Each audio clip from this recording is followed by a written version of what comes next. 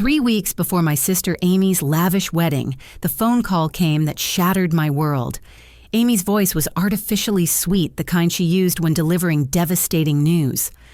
"Charlotte, we've made a difficult decision about the wedding," she began. My 11-year-old son, Jackson, would serve as ring bearer, but my 9-year-old daughter, Emma, was banned. "The family has decided she shouldn't come," Amy explained coldly. "She's too disruptive and might ruin the perfect photos." My mother, Barbara, supported this cruel verdict, claiming Emma had embarrassed everyone at Thanksgiving.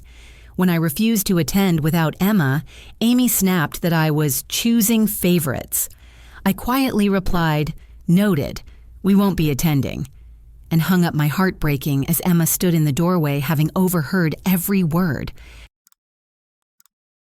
The devastating truth behind Emma's exclusion came through my cousin Lisa 2 days later. She revealed the existence of a secret family group chat titled Amy's Perfect Day that deliberately excluded me. The conversation screenshots Lisa forwarded made my blood freeze. Amy's future mother-in-law, Margaret, had suggested removing Emma because she has ADHD and doesn't photograph well in formal settings. My mother, Barbara, had eagerly agreed, typing, "Emma's medication makes her unpredictable and this wedding costs $60,000. We cannot risk disruptions." Amy's fiancé, David, had actively supported the decision, writing, "Children with behavioral issues shouldn't be around my family's social circle. This is our opportunity to make the right impression." But the most crushing betrayal came from my own father, Robert, whom I had trusted completely. His message read, "We need to think practically about Amy's future. Sometimes difficult choices protect the family's reputation." I stared at those words until they blurred through my tears. My entire family had conspired against my innocent daughter, treating her ADHD like a shameful secret instead of a neurological difference that made her uniquely creative and intelligent. They had discussed Emma like a problem to be solved rather than a beloved child to be cherished. That evening, I found Emma hunched over her tablet in her bedroom, tears streaming down her freckled cheeks. She had Googled, "Why don't families want me at weddings?" and was reading articles about children being excluded from family events. My heart shattered into 1,000 pieces, seeing my bright artistic daughter blame herself for adults' cruelty. "Mama did I do something really bad at Thanksgiving?" She whispered, her voice tiny and broken. "Is that why Aunt Amy doesn't want me at her wedding? Jackson gets to go, but I can't. Am I broken somehow?" I pulled her close, inhaling the strawberry scent of her shampoo, fighting back my own tears. "You are perfect exactly as you are, sweetheart. This has nothing to do with you and everything to do with some adults making terrible choices." But Emma's questions continued haunting me. She asked why her brain worked differently, why sitting still was harder for her than for Jackson, why adults seemed frustrated when she needed to move around or ask questions. Each question felt like another dagger to my maternal heart. Lisa called again that night with another revelation that made me physically sick. "Charlotte, there's something else you need to know. They're planning to tell people Emma is sick to explain why she's not there. Amy specifically said they'll claim she has the flu so no one asks uncomfortable questions." The cruelty was breathtaking. Not only were they excluding my daughter, but they planned to use her absence to create a lie that would further humiliate her. They wanted to erase Emma from family history while protecting their own reputations. I hung up the phone and made a decision. If my family wanted to play games, I would show them exactly what strategic thinking looked like. But unlike their cruel plotting, my response would have integrity. They had no idea what they had just unleashed. The next morning, I began what I quietly called the documentation project. As a freelance marketing consultant who had built a reputation on strategic problem solving, I understood the power of information and professional networks. My first move was requesting Lisa forward every screenshot from that family group chat. I also began recording phone calls using a legal app, documenting each conversation about Emma's exclusion. But my real advantage lay in the local business connections I had cultivated over 8 years of marketing consulting.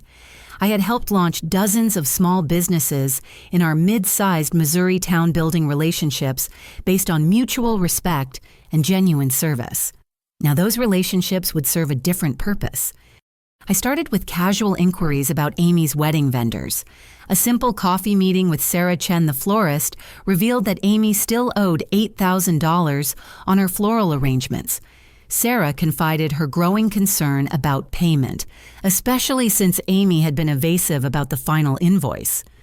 "I've been in business for 12 years, Charlotte," Sarah explained, stirring honey into her tea. "I've learned to trust my instincts about clients. Your sister seems lovely, but there are red flags around her financial situation. She keeps asking for upgrades without discussing how she'll pay for them." My next stop was lunch with Tom Rodriguez, the wedding photographer. I had helped Tom build his photography business from the ground up 3 years ago, designing his website and social media strategy.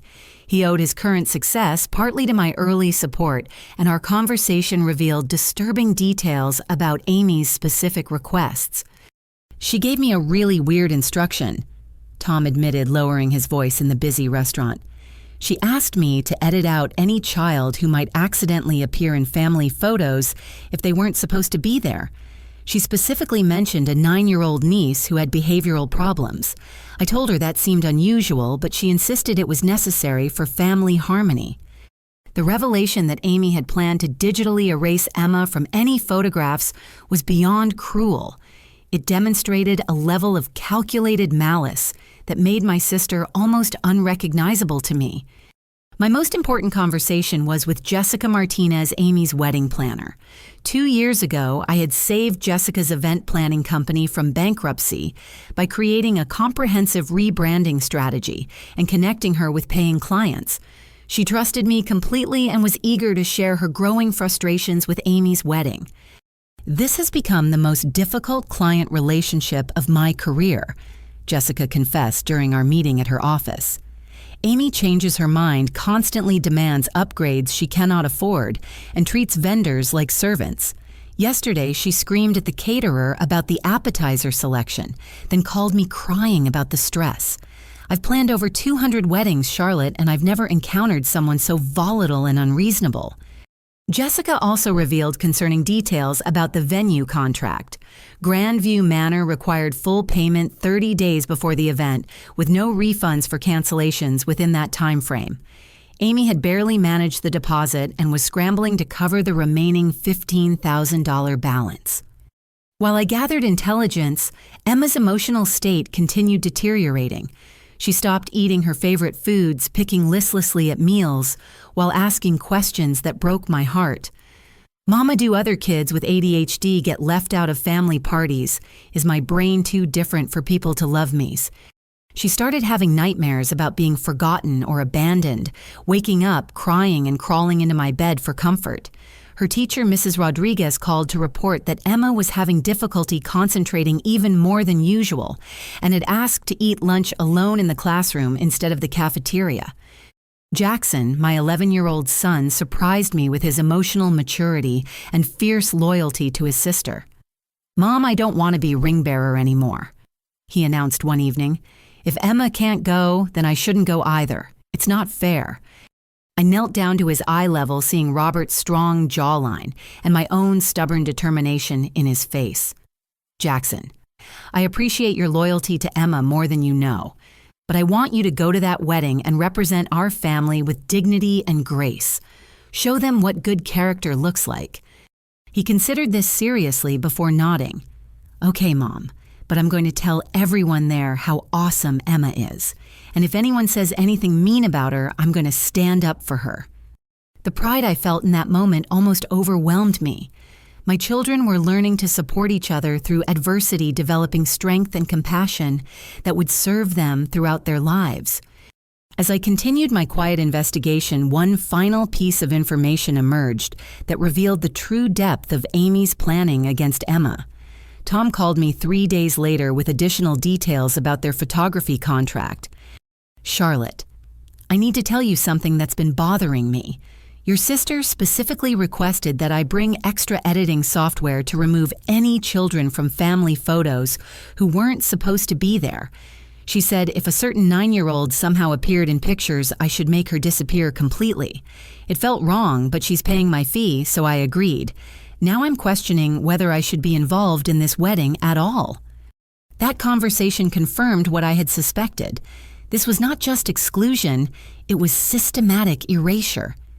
Amy and my family wanted to pretend Emma did not exist, at least for their perfect wedding day. The cruelty was so calculated and thorough that it took my breath away.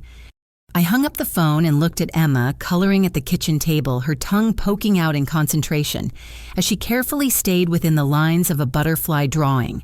She was innocent, creative, loving, and wonderful exactly as she was. Anyone who could not see her value did not deserve to be in her life. My quiet preparation was complete. The pieces were in place. Now I just had to wait for the natural consequences of my family's poor choices to unfold. My investigation into Amy's wedding preparations revealed a house of cards built on lies and financial desperation. As someone who had consulted for dozens of small businesses, I recognized the warning signs of impending collapse. Amy's situation was far more precarious than anyone in my family realized. Through my professional network, I learned that Amy's real estate career had been struggling significantly since the market downturn 18 months ago. Her colleague Miranda Walsh confided that Amy had not closed a sale in 4 months and was behind on her office, rent, and marketing fees. She's been borrowing money from other agents just to maintain her professional licenses, Miranda revealed during our conversation at the real estate office. I feel bad for her, but she's making increasingly desperate choices. The financial pressure explained Amy's volatile behavior, but it did not excuse her treatment of Emma. If anything, it revealed how Amy prioritized appearance over family relationships, choosing to maintain a facade of success while sacrificing her integrity and hurting an innocent child. Further investigation revealed that Amy had maxed out 3 credit cards funding wedding preparations and had borrowed $15,000 from our mother, Barbara's retirement account. Barbara, living on a fixed income since Dad's early retirement due to health issues, could not afford to lose that money. Yet she had enabled Amy's poor choices rather than encouraging fiscal responsibility. The most disturbing discovery came through my former client, Kevin Thompson, who worked in commercial lending. David's construction company was facing serious legal challenges that neither Amy nor David's family knew about. 3 homeowner families were preparing lawsuits against David's company for faulty electrical work that had caused extensive damage to their properties. The electrical problems stem from David cutting corners on material costs, Kevin explained during our confidential conversation. He used substandard wiring that failed inspection standards, but homeowners didn't discover the issues until after move-in. One family had a small kitchen fire, another lost thousands of dollars worth of electronics, and the third is dealing with ongoing power outages. The total liability could reach $200,000. Kevin also revealed that David had been hiding these problems from Amy and his family, hoping to resolve the situations quietly through insurance claims and settlements. However, the affected families had hired attorneys and were pursuing criminal charges for construction fraud. David's business license was under review, and his company's liability insurance was threatening cancellation due to the pattern of violations. There's something else you should know, Kevin added carefully. David's business partner, Nathan, has been embezzling funds from their operating account. We discovered irregularities during a routine credit review, but David doesn't know yet. When that information comes out, David will be personally liable for the missing money because of how their partnership agreement is structured. The web of financial deception was staggering. David was presenting himself as a successful contractor to Amy's family, while his business was actually collapsing due to legal problems and embezzlement.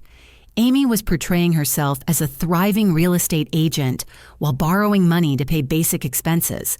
Both were living lies that would eventually destroy them. But the personal cost of these deceptions extended beyond financial consequences. Emma's emotional state continued declining as the wedding approached. She had developed anxiety about family gatherings, asking whether she would be welcome at Christmas or birthday parties. Her appetite decreased, and she struggled with insomnia, lying awake, worrying about what was wrong with her that made family members reject her. The school counselor, Mrs. Patterson, requested a meeting to discuss Emma's recent behavioral changes. Charlotte Emma has been asking her teachers whether children with ADHD are invited to fewer parties than other kids. Mrs. Patterson reported with concern. She seems to believe her neurological differences make her less worthy of inclusion in family events. This kind of rejection from trusted adults can cause lasting psychological damage. Mrs. Patterson recommended family therapy and suggested that Emma might benefit from joining a support group for children with ADHD. Emma is a bright, creative child with enormous potential, she emphasized. But right now, she's internalizing messages that she's somehow defective or problematic. We need to address this before it affects her self-esteem permanently. That night, I found Emma sitting on her bedroom floor surrounded by family photographs.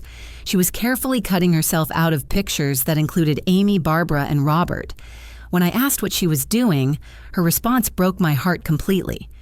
"I'm fixing the pictures, Mama," she said matter-of-factly, her small hands working the child-safe scissors. "If they don't want me at the wedding, maybe they don't want me in the pictures either. I'm making it easier for everyone." The image of my 9-year-old daughter literally erasing herself from family memories was so devastating that I had to excuse myself to cry in the bathroom. Emma was internalizing the family's rejection so completely that she was voluntarily removing herself from our shared history. I called my father that evening, hoping his influence might restore some sanity to the situation. But Robert's response revealed another layer of family dysfunction that I had not previously understood. "Charlotte, you're being dramatic about this whole situation," he said dismissively. "Amy deserves one perfect day, and Emma can be challenging in formal settings. Sometimes we have to make practical choices for the greater good of the family." His words felt like a physical blow. This was not the father who had taught me to stand up for justice and protect vulnerable people. This was someone I barely recognized, someone who viewed his own granddaughter as an inconvenience rather than a precious child deserving unconditional love. "Dad, she's 9 years old." I responded, my voice shaking with emotion. "She has ADHD, not a character defect. How can you justify excluding a child from family celebrations based on a neurological difference?" "You're too close to the situation to see clearly," Robert replied coldly. "Amy has worked hard for this wedding, and she deserves family support, not additional stress from a child who might cause disruptions." I ended that conversation understanding that the betrayal extended deeper than I had imagined. The people I had trusted to love and protect my children unconditionally had instead chosen cruelty and exclusion. They had prioritized appearances over relationships, perfection over compassion. As I tucked Emma into bed that night, she asked a question that crystallized my resolve. "Mama, if I learn to sit really still and be quiet, do you think they'll let me come to the next family party?" I looked into her hopeful eyes and realized that my response to this situation would shape her understanding of self-worth for the rest of her life. I could teach her to diminish herself to earn acceptance, or I could show her that people who truly love you embrace your authentic self. "Emma, sweetheart, you never need to change who you are to earn love from the right people," I told her firmly. "The right people will love you exactly as you are, including your beautiful, creative brain that works differently. Anyone who asks you to be less than yourself doesn't deserve the privilege of being in your life." My quiet preparation phase was complete.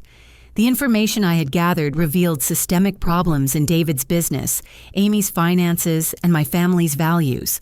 Soon, the natural consequences of their choices would unfold without any manipulation from me. I just had to trust that truth and justice would prevail. 7 days before Amy's wedding, the carefully constructed facade began crumbling with devastating speed. The financial pressures I had quietly observed finally reached a breaking point, creating a cascade of problems that no amount of family manipulation could resolve. Sarah the florist made the first call to Amy on a Tuesday morning, her voice professional but firm. I knew about this conversation because Sarah called me immediately afterward, needing to vent her frustration with a trusted friend who understood business relationships. "Charlotte, I had to do it," Sarah explained, her voice tight with stress. "Amy owes me $8,000 with the wedding 5 days away. When I called to confirm delivery details, she asked if she could pay me sometime after the honeymoon. I cannot operate a business on empty promises, so I told her she needs to pay in full by Thursday, or I'll have to cancel the floral order." Amy's response to this ultimatum triggered a family crisis that exposed the true extent of their financial desperation. She immediately called our mother, Barbara, sobbing hysterically about the florist threatening to ruin her perfect day. Barbara, already stretched beyond her means from lending Amy $15,000, had no additional funds available. "I've already borrowed against my retirement account," Barbara confessed to Amy during a conversation Amy later described to me in a desperate phone call. "I can't access any more money without paying severe penalties that would destroy my financial security." Faced with the collapse of her floral arrangements, Amy made a choice that revealed her true character. She called me the sister whose child she had cruelly excluded, begging for financial rescue. Her voice was sickeningly sweet, the same tone she had used to deliver Emma's ban 3 weeks earlier. "Charlotte, I know we've had some disagreements about the wedding, but I really need your help," she pleaded, as if excluding my daughter was merely a minor disagreement about seating arrangements. "Sarah is being unreasonable about payment timing, and I thought maybe you could talk to her as a fellow business owner. You've always been so good at solving problems." The audacity of her request took my breath away. After conspiring to exclude Emma and planning to lie about her absence, Amy now expected me to use my professional relationships to bail her out of self-created financial trouble. "I'm sorry, Amy, but I'm too busy with Emma's therapy appointments to help with your vendor issues," I replied coolly. She's been struggling with anxiety since learning that her own family considers her presence disruptive. Addressing her emotional needs is my priority right now. Amy's response revealed the depth of her selfishness and lack of empathy. Instead of expressing remorse for Emma's suffering, she became defensive and accusatory. "You're being completely unfair, Charlotte," she snapped. "You don't understand the stress I'm under trying to plan the perfect wedding. David's family expects everything to be flawless, and I can't have disruptions from children who might not behave appropriately. This is supposed to be the happiest day of my life." "You're absolutely right," I responded with deliberate calm. "I don't understand choosing to hurt a child to impress people who judge families based on neurological differences. I also don't understand asking for help from someone whose child you've deliberately humiliated." That conversation ended with Amy hanging up on me, but her financial crisis was just beginning. The same day, David received devastating news that transformed his own carefully maintained facade into rubble. David's business partner Nathan had been embezzling funds for 8 months, systematically draining their operating account to cover gambling debts. The discovery came when their bank froze the company accounts due to irregular withdrawals and insufficient funds to cover outstanding checks. David learned about the embezzlement through a phone call from their accountant while he was at work, believing himself financially secure and ready for marriage. The stolen amount totaled nearly $50,000 money that David was personally liable for due to the structure of their partnership agreement. Worse, the embezzlement discovery triggered automatic reviews of their active construction projects, revealing the electrical work violations that David had been hoping to resolve quietly. Nathan's theft had prevented David from setting aside money for legal settlements, leaving him exposed to the full liability of the homeowner lawsuits. The total financial damage approached $200,000 at exactly the moment he was supposed to be celebrating his future with Amy. David's first instinct was to hide these problems from Amy and his family, hoping to resolve everything after the honeymoon. However, the crisis was too large for concealment. His construction company's liability insurance canceled immediately upon learning about the fraud, leaving him personally responsible for ongoing claims. 3 homeowner families filed formal lawsuits that week, and local news stations began investigating the electrical work violations. The news coverage was particularly devastating because David's family moved in elite social circles where reputation mattered enormously. Margaret David's controlling mother discovered the construction scandal when her friend called asking whether she had seen the investigative report about faulty electrical work in residential developments. Margaret's reaction was swift and merciless. She called David screaming about family embarrassment and threatened to withdraw all financial support for the wedding unless he could guarantee no further negative publicity. She also demanded a complete financial disclosure, warning that any hidden problems would result in her cutting ties with David permanently. "I will not have my family name associated with criminal behavior or business fraud," Margaret told David during a conversation he later described to Amy. "If you cannot handle your professional responsibilities competently, perhaps you're not ready for marriage either." The pressure from multiple directions began breaking David's composure. He snapped at Amy about wedding expenses, complained about vendor demands, and started drinking heavily to cope with stress. Amy, already fragile from her own financial problems, interpreted his behavior as rejection and began questioning their entire relationship. Meanwhile, Tom the photographer contacted Amy with news that added another layer of chaos to the disintegrating plans. His wife had been diagnosed with a serious illness requiring immediate surgery, forcing him to cancel several upcoming events, including Amy's wedding. "I'm devastated to let you down so close to your date," Tom explained during his call to Amy. "I can recommend a replacement photographer, but his rates are significantly higher than mine, and he'll need full payment up front given the short notice." The replacement photographer quoted 3 times Tom's original fee money that Amy absolutely could not access. Her credit cards were maxed out. Barbara had no additional funds, and David was dealing with his own financial catastrophe. Jessica, the wedding planner, called that same week with additional bad news that pushed Amy toward a complete breakdown. The venue had discovered permit issues that might require changes to the ceremony location, potentially invalidating their existing contract and forcing them to forfeit the deposit. "Grandview Manor is under investigation for hosting events without proper county permits," Jessica explained apologetically. "They might lose their license to hold weddings, which would mean we need to find an alternative venue immediately. Unfortunately, most comparable locations are booked months in advance or require deposits you've already indicated you cannot provide." By Thursday of that week, Amy's perfect wedding had transformed into a series of cascading disasters that exposed the hollow foundation of lies and financial irresponsibility underlying her entire engagement. She had no flowers, no photographer, potential venue problems, a fiancé facing criminal charges, and absolutely no money to solve any of these issues. The woman who had smugly excluded my daughter to impress David's family was now facing the complete collapse of her carefully constructed facade. But instead of recognizing that her problems stemmed from poor choices and cruel priorities, Amy continued blaming everyone else for her misfortune. She called me one final time that week, her voice desperate and broken. "Charlotte, please help me. Everything is falling apart and I don't know what to do. Can't you just forget about our disagreement and help me save my wedding?" "Amy." I responded quietly, "There's no disagreement to forget.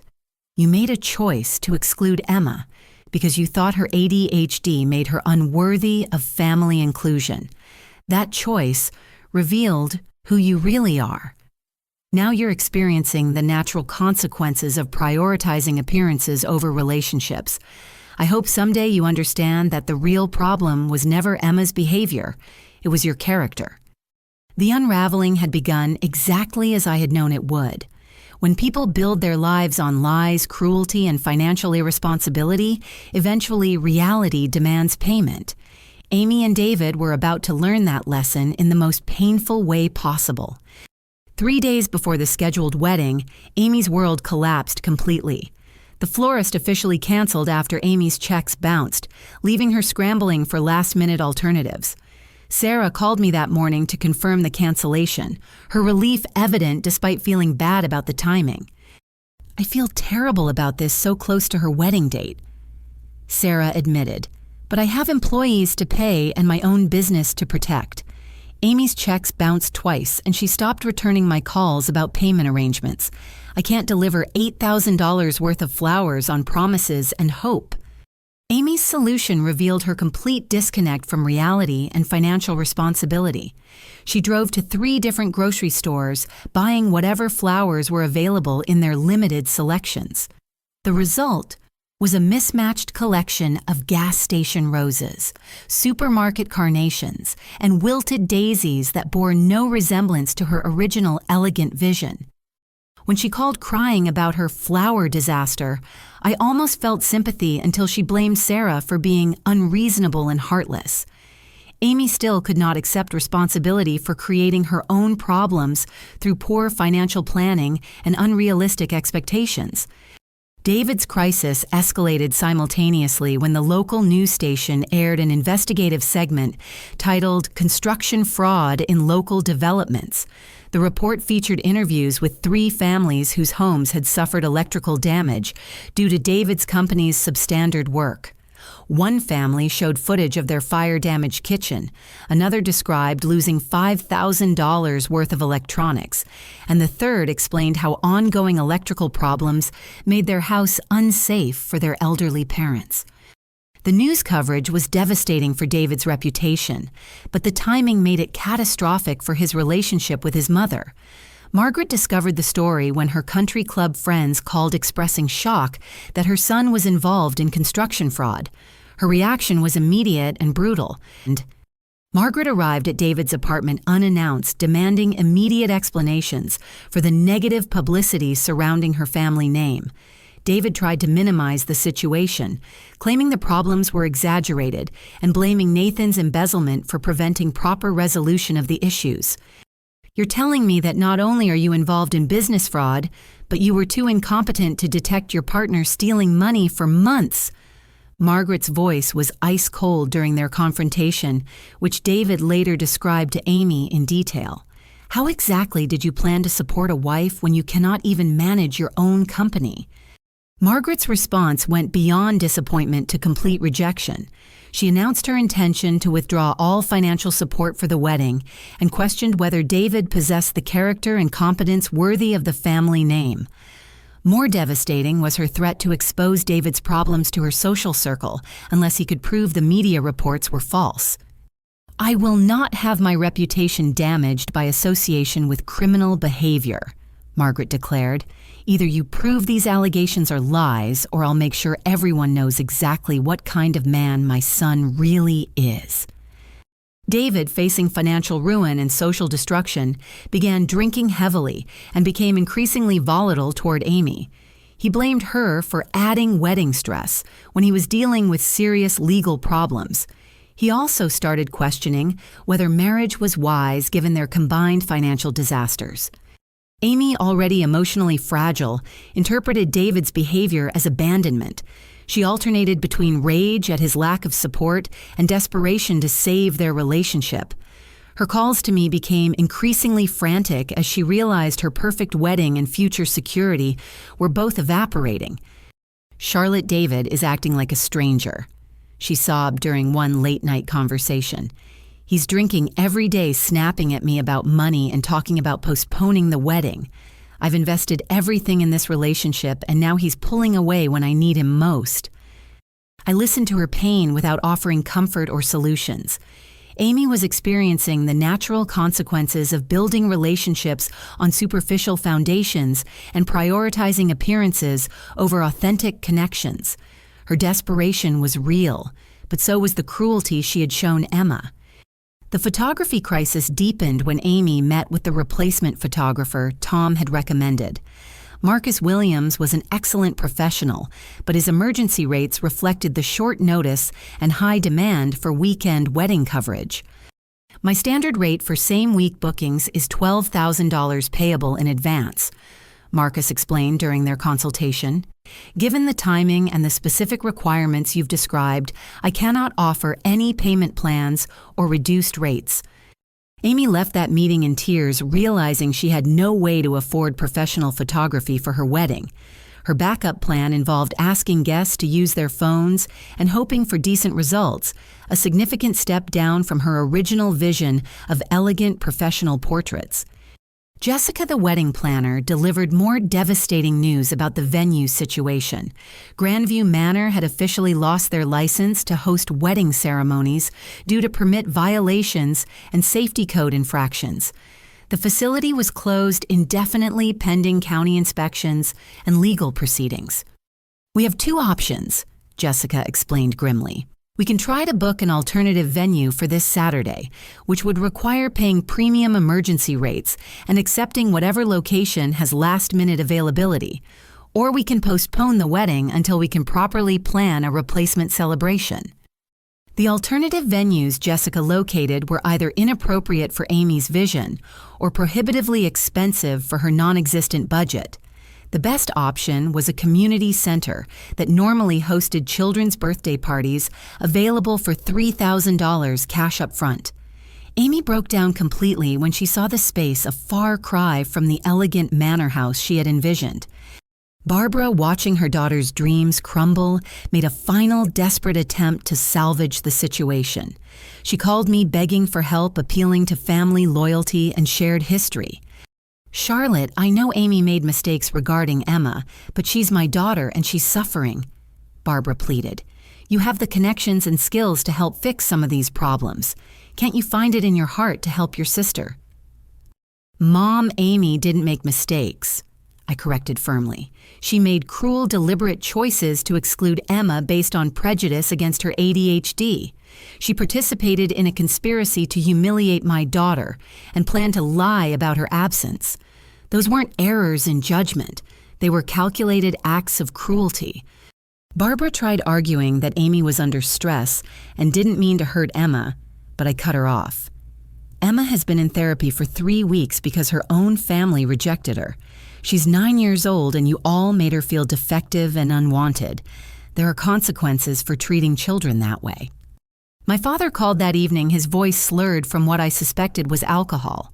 Robert had been drinking more frequently since Amy's crisis began, unable to cope with watching his daughter's life fall apart. "Charlotte, you're the problem solver in this family," he said heavily. "You've always been able to fix things when they go wrong. Amy needs help, and you're the only one with the resources and connections to save her wedding." "Dad, I helped people because I cared about them, and they treated others with kindness and respect," I responded. "Amy burned that bridge when she decided Emma was too problematic for her perfect day. I won't use my relationships to bail out someone who hurt my child." Robert's response revealed how much the family crisis had changed him. "You're being selfish and holding grudges. Amy apologized for the misunderstanding about Emma, and you should forgive family mistakes." "She never apologized, Dad. She defended her decision and blamed Emma for being too difficult. And even if she had apologized, actions have consequences. Emma learned that her own family considers her a burden. That damage cannot be undone by fixing Amy's vendor problems." By Friday night, Amy's wedding had been reduced to a community center ceremony, with grocery store flowers, cell phone photography, and a guest list confused about the multiple venue changes. David was drunk and hostile, Margaret had publicly disowned the wedding, and Amy was having panic attacks about the humiliation awaiting her the next day. The woman who had smugly excluded my daughter to maintain perfect appearances was now facing the most imperfect and embarrassing wedding in family history. But instead of learning from the experience, she continued blaming everyone else for the consequences of her own choices and cruelty. The final irony was Amy calling me at midnight Friday, begging me to attend the wedding despite everything that had happened. "Please, Charlotte, I need family there tomorrow. I can't face this humiliation alone." "Amy, you chose to exclude Emma because you were afraid she might embarrass you," I replied quietly. "Now you want me there to witness your actual embarrassment. The difference is that Emma's only crime was having ADHD. Your embarrassment comes from your own poor choices and cruel priorities. I hung up knowing that Amy finally understood the cost of valuing appearances over relationships. But unfortunately for her, that understanding had come too late to save her perfect wedding or her relationship with my family. 2 days before the scheduled wedding, I made my decisive move, but it was not revenge. It was truth. I called a family meeting at my house for Saturday morning, insisting that everyone attend Amy, David, Margaret, Barbara, Robert, and both of my children. The time had come for complete honesty about the conspiracy against Emma and the web of lies surrounding this wedding. I had prepared meticulously for this confrontation. Every recording, every screenshot, every piece of evidence was organized and ready for presentation. But my goal was not humiliation. It was justice for Emma and accountability for the adults who had failed her. When everyone gathered in my living room, the tension was immediately apparent. Amy looked haggard from stress and lack of sleep, her carefully maintained appearance finally reflecting her internal chaos. David sat separately nursing what was obviously a hangover and avoiding eye contact with his mother. Margaret appeared disgusted to be in my modest home, checking her expensive watch repeatedly. Barbara and Robert looked exhausted from the week's emotional turmoil. Emma and Jackson sat beside me on the couch, Emma's small hand clasped in mine. I had prepared her for this moment, explaining that sometimes adults needed to hear difficult truths in order to learn and grow. She was nervous but determined to hear what her family really thought about her. I've asked you all here because Emma deserves to know the truth about why she was excluded from Amy's wedding. I began, my voice steady and calm. She has been blaming herself, believing there's something wrong with her that makes her unworthy of family inclusion. It's time she learned that the problem was never her character or behavior. The problem was yours. I began with the group chat screenshots Lisa had provided, reading aloud the cruel messages my family had exchanged about Emma. Barbara's comment about Emma's medication making her unpredictable brought tears to Emma's eyes. Amy's agreement that Emma doesn't photograph well made Jackson squeeze his sister's other hand protectively. But the message that devastated Emma most was Robert's statement about thinking practically about Amy's future by excluding the difficult granddaughter. Emma looked at her grandfather with heartbreak and confusion, unable to understand how someone who claimed to love her could write such cruel words. "Grandpa, did you really say that about me?" Emma asked, her voice barely above a whisper. "Do you think I'm too difficult to be in the family?" Robert, confronted with the direct impact of his words on his granddaughter, began crying. The alcohol and stress had stripped away his defenses, leaving him face to face with the cruelty he had supported.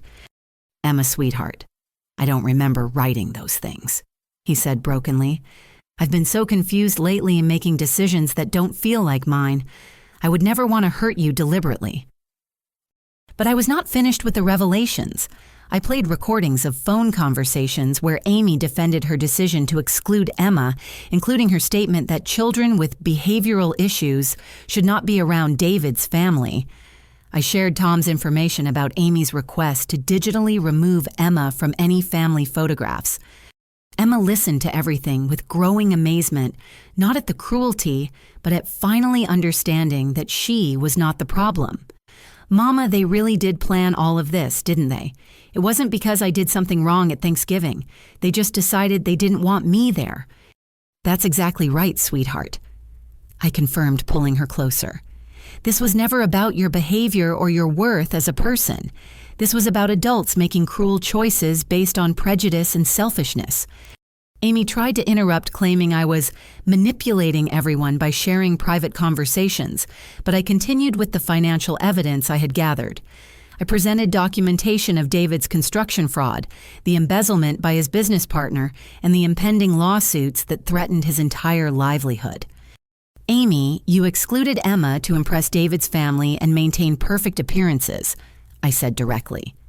"But David has been lying to you about his financial situation just as extensively as you lied to Emma about why she couldn't attend your wedding. You based your cruel decision on a relationship built on deception. Margaret, hearing the full extent of David's legal and financial problems for the first time, turned to her son with pure disgust. You mean to tell me that while you were demanding a perfect wedding to impress my social circle, you were actually facing criminal charges for construction fraud? David, cornered and defensive, made the choice that revealed his true character. Instead of accepting responsibility or showing remorse, he lashed out at the most vulnerable person in the room.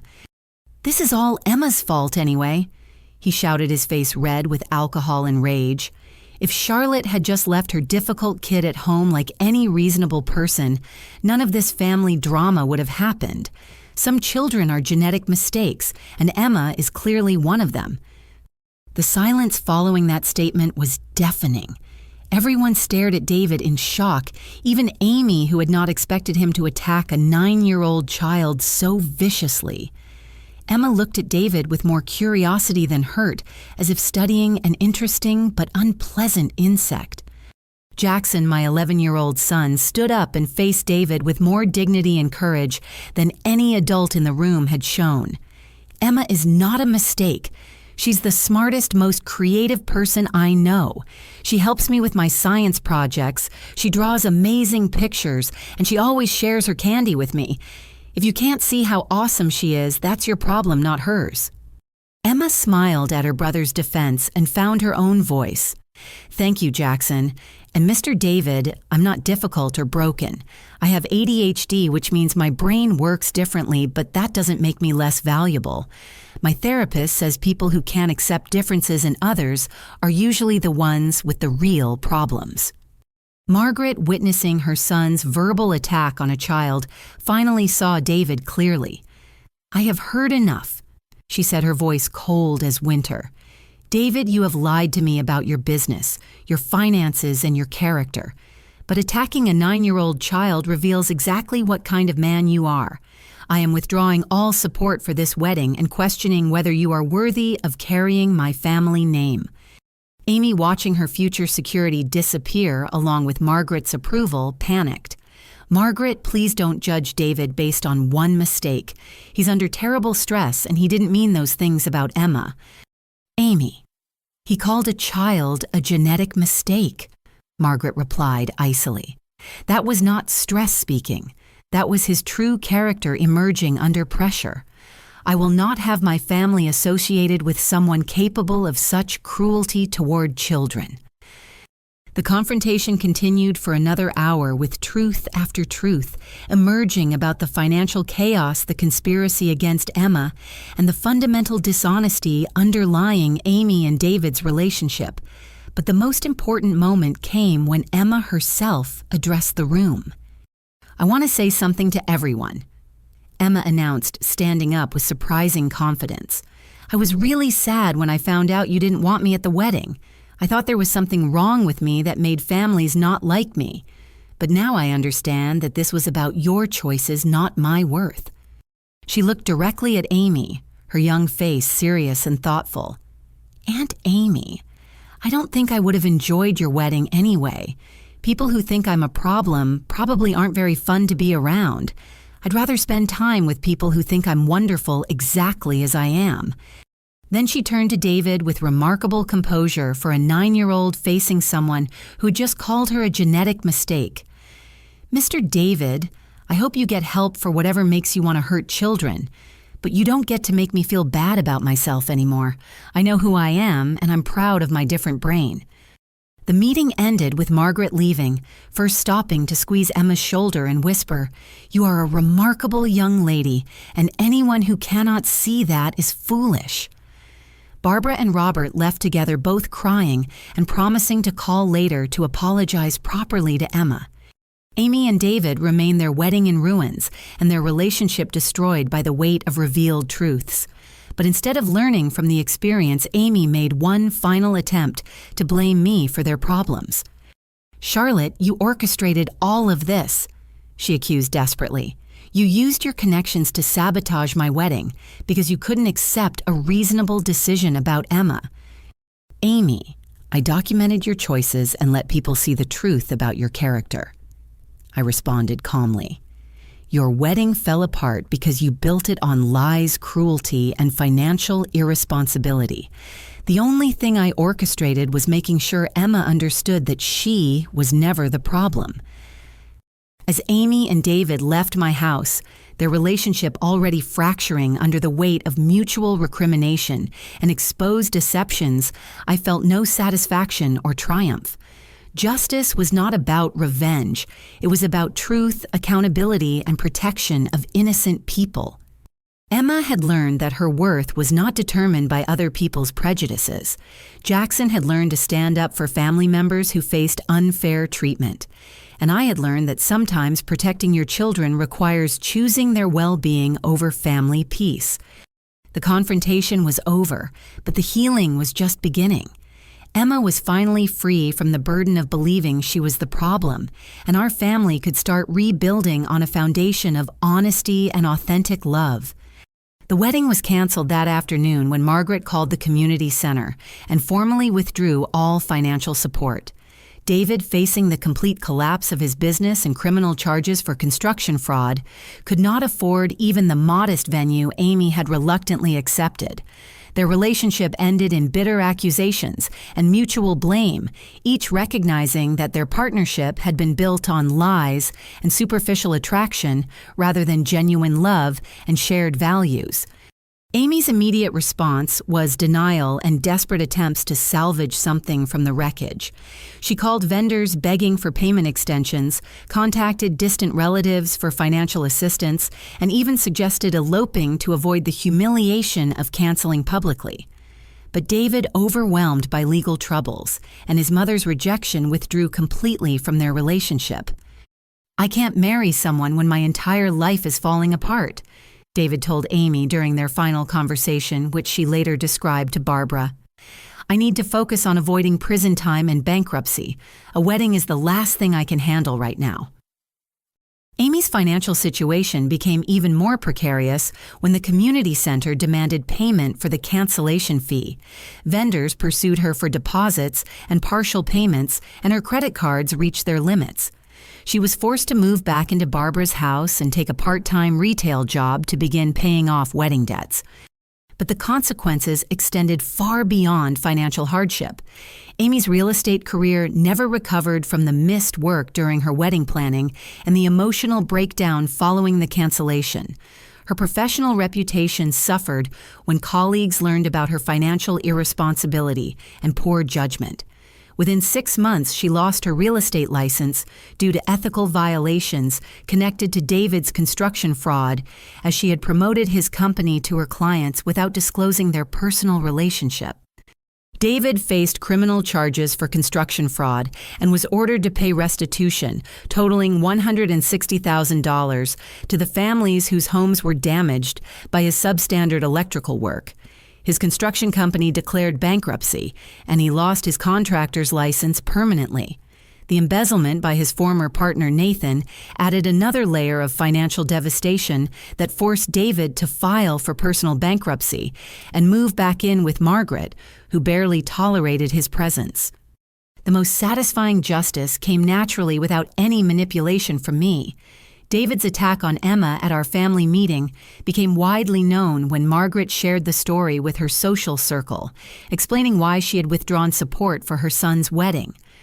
Word spread quickly through their community about David's cruelty toward a child with ADHD destroying his reputation more thoroughly than any legal proceedings could have achieved.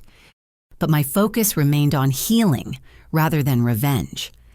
Emma began flourishing in therapy with Dr. Williams, who helped her understand that neurological differences like ADHD often come with unique strengths and creative abilities. Emma learned that her difficulty sitting still was balanced by exceptional creativity and problem-solving skills that would serve her throughout life. Emma is developing remarkable resilience and self-advocacy skills, Dr. Williams reported during one of our sessions. She's learning to articulate her needs clearly and to recognize when other people's opinions reflect their limitations rather than her worth. The therapy sessions also included Jackson helping him process his role in supporting his sister, while managing his own feelings about family conflict. Jackson emerged from the experience with enhanced empathy and leadership skills, becoming Emma's fiercest advocate and closest friend. I started a support group for parents of children with ADHD, channeling my experience into helping other families navigate educational challenges, social discrimination, and family dynamics. The group met monthly at our local community center, providing resources, emotional support, and advocacy training for parents facing similar struggles. Our first group meeting included 12 families dealing with everything from school accommodation battles to family rejection of their children's differences. Sharing our story about Amy's wedding helped other parents understand that they were not alone in facing discrimination, even from loved ones who should offer unconditional support. Charlotte's experience taught me that protecting my child's self-esteem is more important than maintaining family harmony, shared Patricia, a mother whose in-laws constantly criticized her son's ADHD medication. I realized I was enabling their harmful behavior by staying silent to avoid conflict. 6 months after the canceled wedding, Amy reached out requesting a meeting to discuss our relationship. She had been in individual therapy as well, working on understanding how her priorities had become so distorted that she could justify excluding a child from family celebrations. We met at a neutral location, a quiet coffee shop where Amy tearfully acknowledged the damage her choices had caused. "Charlotte, I know I hurt Emma terribly and I don't expect forgiveness," she began. "But I need you to know that I've been working with a therapist to understand how I became someone capable of such cruelty." Amy explained that her therapy had revealed how her insecurity about financial success had driven her to prioritize appearances over relationships. Her fear of not measuring up to David's family had led her to view Emma's differences as embarrassing rather than precious. She had sacrificed her integrity and family relationships for acceptance from people who ultimately proved to be shallow and worthless.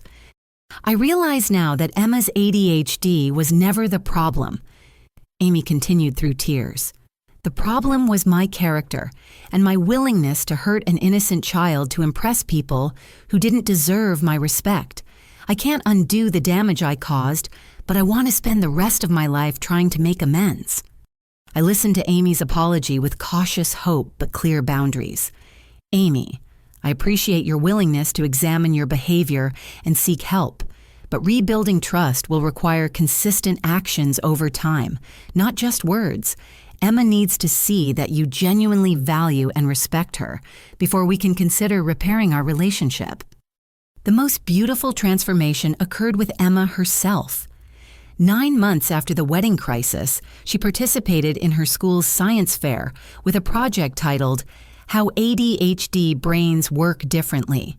She created an engaging presentation explaining neurological diversity, featuring brain scans, interactive demonstrations, and interviews with successful adults who have ADHD.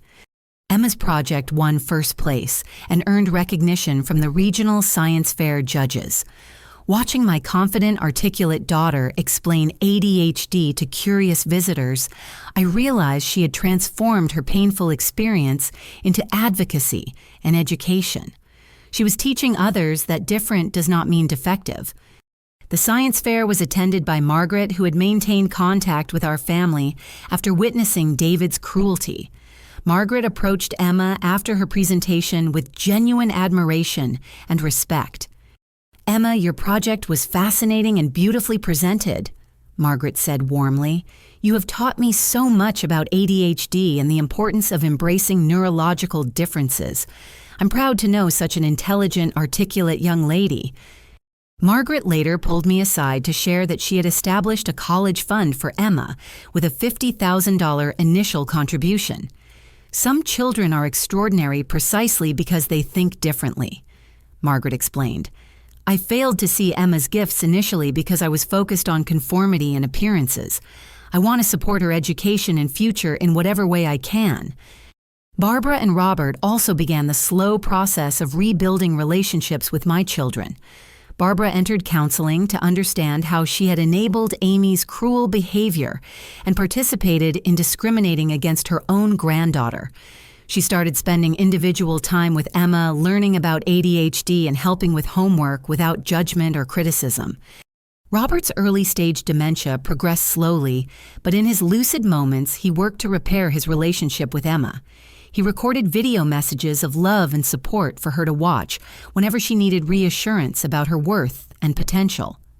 "Emma, you are perfect exactly as God made you," he said in one recording. "Your different brain is a gift that will help you see solutions other people miss." The school year ended with Emma receiving the Outstanding Student Leader Award for her advocacy work with other children who had learning differences. She had started a peer support group for students with ADHD, helping them develop coping strategies and self-confidence. During her acceptance speech, Emma demonstrated the wisdom and resilience that had emerged from our family crisis. "Having ADHD means my brain works differently, but different isn't wrong," she told the assembled students and parents. "I've learned that the people who love you for real will celebrate your differences instead of trying to hide them." As I watched Emma speak with confidence and grace, I reflected on the unexpected gifts that had emerged from our painful experience. Emma had learned to advocate for herself and others facing discrimination. Jackson had developed deep empathy and leadership skills. I had discovered my own strength and commitment to protecting vulnerable people. Most importantly, we had learned that authentic family relationships require unconditional acceptance rather than performance of perfection. True love embraces differences and supports individual growth rather than demanding conformity to narrow expectations. The wedding that never happened had taught us more about family courage and integrity than any celebration could have achieved. Emma's exclusion had revealed character flaws in some family members while strengthening bonds with those who truly mattered. 6 months later, we celebrated Emma's 10th birthday with a party that honored her authentic self. The guest list included friends who appreciated her creativity, family members who supported her unconditionally, and Dr. Williams, who had guided her healing journey. Margaret attended as well, bringing a gift that reflected her new understanding of Emma's unique gifts, an art supply set for left-handed artists.